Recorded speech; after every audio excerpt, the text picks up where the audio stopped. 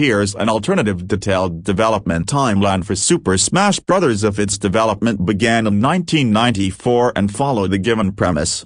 1994, initial concept phase. Early 1994, Masahiro Sakurai and a small team at HAL Laboratory conceptualize a fighting game for the Super Nintendo Entertainment System, SNES, tentatively titled Dragon King, the fighting game. The game is envisioned as a unique entry into the fighting genre, prioritizing simple controls and multiplayer accessibility. Mid-1994, early design documents and prototypes are created. The initial gameplay concept revolves around dynamic, platform-based arenas with varying layouts instead of traditional flat stages. Late 1994, performance limitations of the SNES hardware are noted during prototyping. HAL Laboratory debates whether to continue the project or shelve it. 1995, transition to the Nintendo 64. Early 1995, with Nintendo's announcement of the Ultra 64, later the Nintendo 64,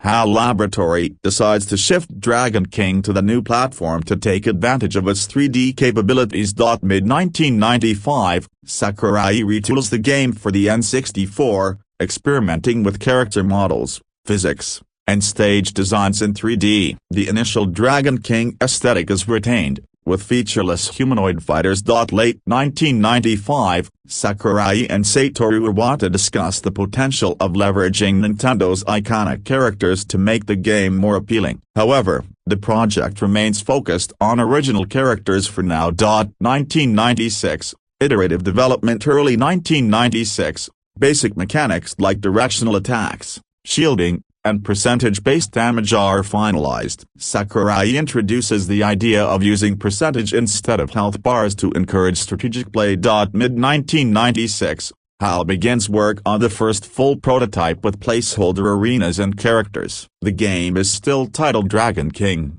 the fighting game, with placeholder models used for testing. Late 1996, Sakurai creates rough concept art showing Nintendo mascots in the fighting game. Mario, Kirby, Link, and Fox are selected as test characters due to their popularity and distinct abilities. 1997, Nintendo character integration. Early 1997, a playable prototype featuring Mario, Kirby, Link, and Fox is completed. The prototype showcases basic movesets, items, and simple stages. Sakurai and Iwata present the game to Nintendo's Kyoto headquarters for approval.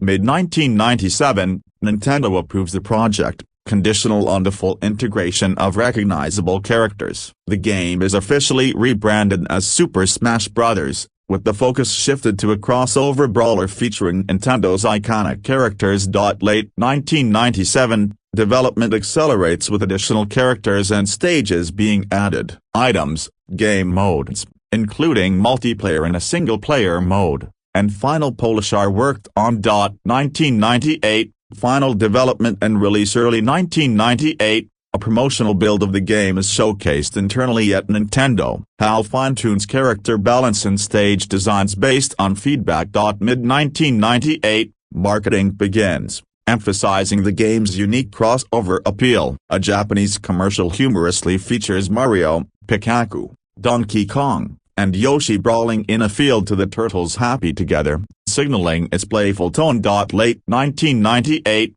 Super Smash Bros. Releases in Japan to critical acclaim for its accessibility and innovative gameplay. The game launches in North America shortly thereafter, cementing its legacy as a breakout hit.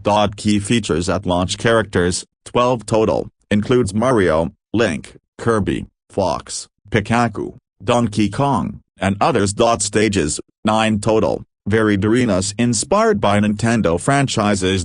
Game modes, multiplayer free-for-alls, team battles, and a basic single-player mode. Items, various power-ups and weapons from Nintendo lore, adding chaos to matches. This alternative timeline allows Super Smash Bros. To release in 1998, earlier than its real-world 1999 debut, while maintaining its legacy as a groundbreaking crossover fighter. 4-0